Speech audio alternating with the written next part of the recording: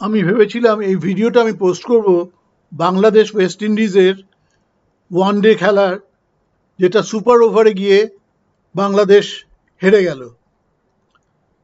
এই খেলাটা নিয়ে আমি বলতে পারি, দেখুন, সুপার ওভারে ওয়েস্ট ইন্ডিজের যে হার্ড হিটারকে নামানো হয়েছিল সেও কিন্তু আউট হয়ে গেছিল। এবং লক্ষ্য করলে দেখতে পাবেন যে ওয়েস্ট ইন্ডিজ যে চারটা মেরেছিল সেটা কিন্তু ফ্লুক। বাংলাদেশের ব্যাটিং অর্ডার নিয়ে নানা তর্ক বিতর্ক শুরু হয়েছে।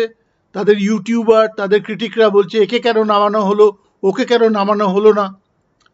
কিন্তু পিচটা অলমোস্ট আনপ্লেয়েবল ছিল।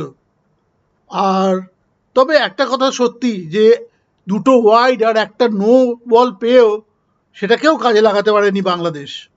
তারপর আমি ভাবলাম এরপরেই তো ইন্ডিয়া আর বাংলাদেশের উইমেন্স আইসিসি ওয়ার্ল্ড কাপের খেলা আছে, ওর পরেই না হয় পোস্ট করব।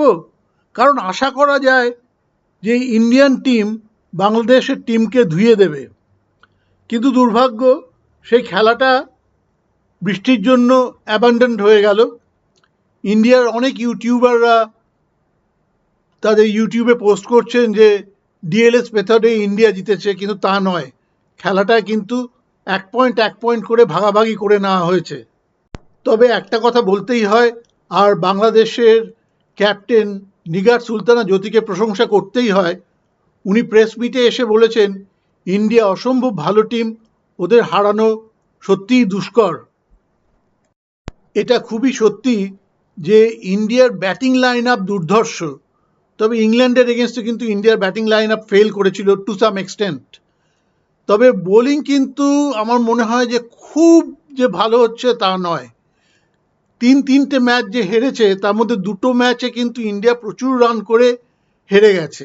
এমনকি নিউজিল্যান্ডের এগেনস্টেও ইন্ডিয়া বিশাল রানের টার্গেট দেওয়ার পরেও নিউজিল্যান্ড কিন্তু 270-এর ওপর রান করে ফেলেছিল, which is not a matter of joke. ইন্ডিয়াকে নিশ্চয়ই ইন্ডিয়ার বোলিং নিয়ে ভাবতে হবে। আর এটা তো আশা করা যায় না যে প্রত্যেক ম্যাচেই স্মৃতি মান্ধানা আর প্রতিকা রাওয়াল সেঞ্চুরি করবে। আর এর পরের সেমিফাইনালে তো প্রতিকা রাওয়াল নেই।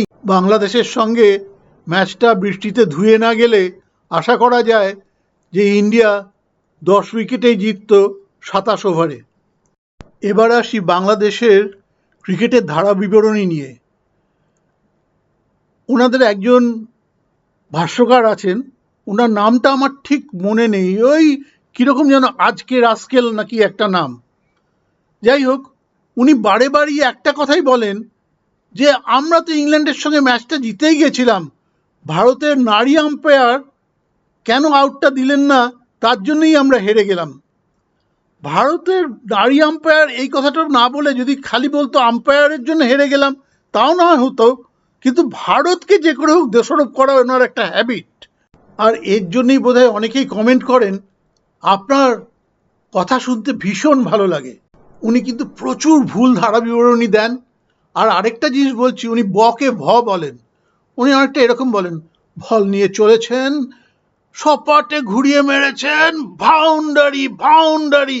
ও না, রশির ওপর থেকে বল ফেরত দিয়েছে, একটি রান। আবার এরকমও হয়, বল করেছেন, আউট আউট আউট, এইবার কিন্তু ইনশাল্লাহ আউট, আমার মন বলছে আউট। ওহ না, ওয়াইড বল। ওয়াইড বলকে যে উনি কি করে আউট দেখেন আমি কিছুতেই বুঝতে পারি না। আবার অনেক সময় এরকমও হয়, আম্পায়ার্স কলে যদি আউট হয় তাহলে উনি বলেন এটা আম্পায়ার না দিলেই পারত। আপনারা নিশ্চয়ই এখন অনেকেই জানেন আম্পায়ার্স কল আর থার্ড আম্পায়ারের ডিসিশনের মধ্যে তফাৎটা কোথায়। ক্যামেরায় যদি দেখা যায় যে বলের অর্ধেকের বেশি স্টাম্পে লাগছিল না, আর আম্পায়ার যদি আউট দিয়ে থাকে তাহলে আম্পায়ারের ডিসিশনটাই ফাইনাল এবং ওটাকে আম্পায়ার্স কল বলে আউট দিয়ে দেওয়া হবে। আবার যদি ক্যামেরায় দেখা যায় অর্ধেকের কম বল উইকেটে লাগছিল আর আম্পায়ার আউট দেয়নি, তাহলে কিন্তু ব্যাটসম্যান আউট হবে না, ওটাকেও আম্পায়ার্স কলই বলা হয়। আমার সঙ্গে বাংলাদেশের সম্পর্ক অনেক দিনের, আর আমার একসময় বাংলাদেশে পোস্টিংও হয়েছিল। বাংলাদেশের এলিট ক্লাসের বাংলা ভাষাটা আমি ফ্লুয়েন্টলি বলতে পারতাম, এখন অবশ্য একটু মরচে ধরে গেছে। বাংলাদেশে অনেকেই পকে ফ বলে, কিন্তু বকে ভ বলতে আমি কখনো শুনিনি। আমার মনে আছে আমি তখন একটা ব্রিটিশ কোম্পানিতে চাকরি করি, বাংলাদেশে গেছি, আমার সঙ্গে একজন ইংরেজ ভদ্রলোক। তা আমি আমাদের এজেন্টের সঙ্গে দেখা করতে গেছি, আমরা তখন শেরাটনে ছিলাম। তা আমাদের এজেন্ট বলল, there is a fork in your hotel. আমাকে সেই ইংরেজ ভদ্রলোক পরে বেরিয়ে এসে জিজ্ঞেস করলো যে হোয়াট ইজ ফার্ক। আমি বললাম, no no, he wanted to tell you that there is a park in our hotel and we can go for walk. শুনে সেই ইংরেজ ভদ্রলোক আমায় বলল যে good that he doesn't play ice hockey. বলো, what is got to do with ice hockey? শুনে সেই ইংরেজ ভদ্রলোক আমাকে বলল, you know that the circular disc made of galvanized rubber which is used in ice hockey is called a puck. শুনে আমি একটা কথাই বললাম, ও মাই গড। আফগানিস্তানের সঙ্গে বাংলাদেশ 3-3টে টি20 জিতে তারপরে 3-3টে ওয়ানডে হেরেছে এবং শেষেরটা 200 রানের ব্যবধানে। তবে একটা কথা স্বীকার করতেই হবে, বাংলাদেশ কিন্তু শুরুটা খুব ভালো করেছিল। পাকিস্তানের সঙ্গে মারুফা আক্তার অসাধারণ বল করেছিল, কি সুন্দর সুইং করিয়েছিল বলটা। তারপরে কিন্তু আর সেরকম, ইংল্যান্ড আর শ্রীলঙ্কার সঙ্গে ভালোই খেলেছিল, তবে অস্ট্রেলিয়া আর নিউজিল্যান্ডের এগেনস্টে কিন্তু তেমন কিছু করতে পারেনি।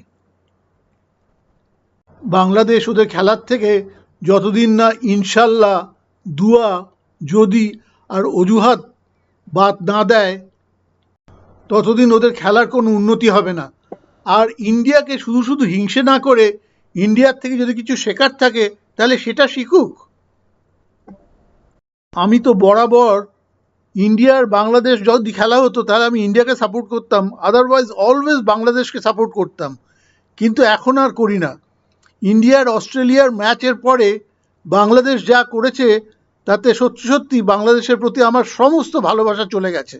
তবে একটা কথা স্বীকার করতেই হবে, অ্যাজ সাচ খেলাধুলো নিয়ে কিন্তু বাংলাদেশিদের প্রচণ্ড উদ্দীপনা। আমি তখন বাংলাদেশে পোস্টেড, একবার খেলা দেখতে গেলাম মিরপুর স্টেডিয়ামে, আবাহনী আর মোহামেডান, মানে আমাদের কলকাতার ইস্টবেঙ্গল মোহনবাগানের মতো। খেলা শুরু হলো, কোনো কারণে যদি গোলকিপার একটা বল আটকে দেয় গোল হতে হতে, তাহলেই সবাই বলবে, ওহ আল্লাহ বাঁচাইছে। আরে খেলছে তো গোলকিপার, আল্লাহ নয়। বাংলাদেশ স্বাধীন হওয়ার পরে বাংলাদেশের ফুটবল টিম কলকাতায় এসেছিল মোহনবাগানের সঙ্গে খেলতে, আর সেটাই বোধহয় চুনী গোস্বামীর শেষ খেলা। 4 গোল দিয়েছিল মোহনবাগান, কিন্তু এক বছর বাংলাদেশ থেকে চারজন না 3জন প্লেয়ার এসেছিল ইস্টবেঙ্গলের হয়ে খেলতে, তাদের মধ্যে একজনের নাম ছিল মুন্না, আর সেই 3জন ইস্টবেঙ্গলকে লিগ চ্যাম্পিয়ন করে দিয়েছিল। আমি এখন ঠিক জানি না বাংলাদেশ ফুটবলে কতটা উন্নতি করেছে। আমি যতদিন বাংলাদেশে ছিলাম আমি খুব ভালো সময় কাটিয়েছি, অসাধারণ আতিথেয়তা ছিল ওদের, খুব ভালো বন্ধুত্ব হয়েছিল ওদের সঙ্গে। যাক, বাংলাদেশ নিয়ে অনেক কথা বললাম, অনিচ্ছা সত্ত্বেও। আমার বাংলাদেশের বন্ধুরা ভালো থাকুক, সেটাই চাই।